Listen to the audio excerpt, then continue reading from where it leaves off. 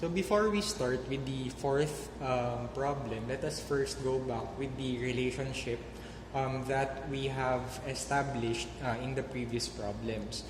So silver titrated with your cyanide in the Liebig method, we will obtain the silver cyanide complex.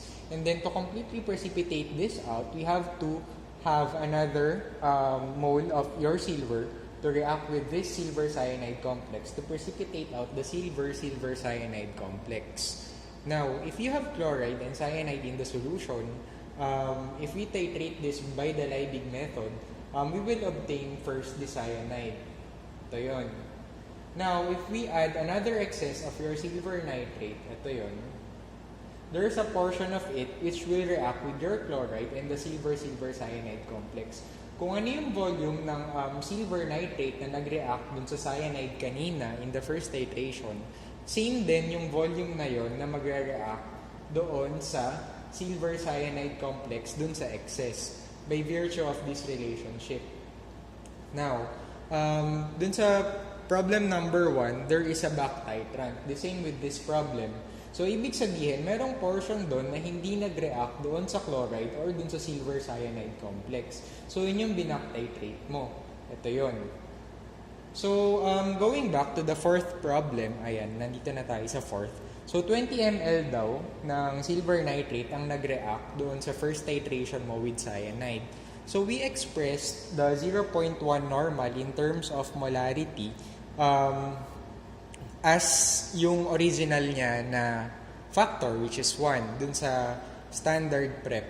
So, yung 0.1 normal, ginawa nating 0.1 molar. So, ito yon.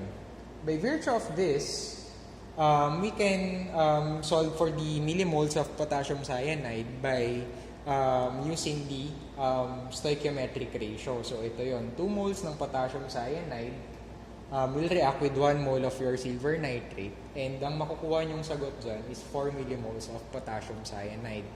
Now, di ba sinabi natin kanina dito sa diagram na kung ano yung volume na nagamit mo dun sa first titration, same lang din yung magagamit mong volume kapag ka naglagay ka ng excess para ma-precipitate out mo lahat ng silver cyanide complex. So, yung 50 ml na nandyan, maminusan mo ng 20, yung nagamit mo dun sa first titration.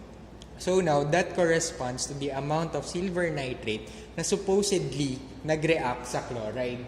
Pero may isa pang premise. Meron ka daw hindi nag-react, which is equivalent to 16 ml ng potassium thiocyanate. So binigay dyan yung normality, 0.125 na normal. So that is equivalent to 0.125 equivalents ng potassium thiocyanate per 1,000 ml. Tapos, 1 equivalent nun ay 1 mole ng potassium thiocyanate. And since nandito na tayo sa moles, we can use the relationship na 1:1. Kasi di ba yung equation yan talaga is silver plus thiocyanate. Na 1:1 din to form silver thiocyanate. So, ang makukuha mo doon ay 2 millimoles ng silver nitrate. So, ibig sabihin, yung 2 millimoles ng silver nitrate na yon hindi yun nag-react.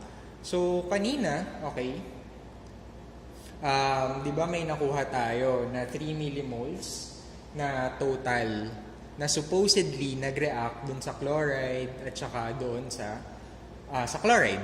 So, since meron ka nitong total na 3, pag minus mo dun sa 2 na nakuha natin na hindi nag-react or yung tinitrate mo with the back titrant, ang makukuha natin ay 1 millimole ng silver nitrate. And by virtue of this equation, malam natin na kung 1 to, 1 din yung potassium chloride. Kaya ang millimoles ng potassium chloride sa solution ay 1 millimole.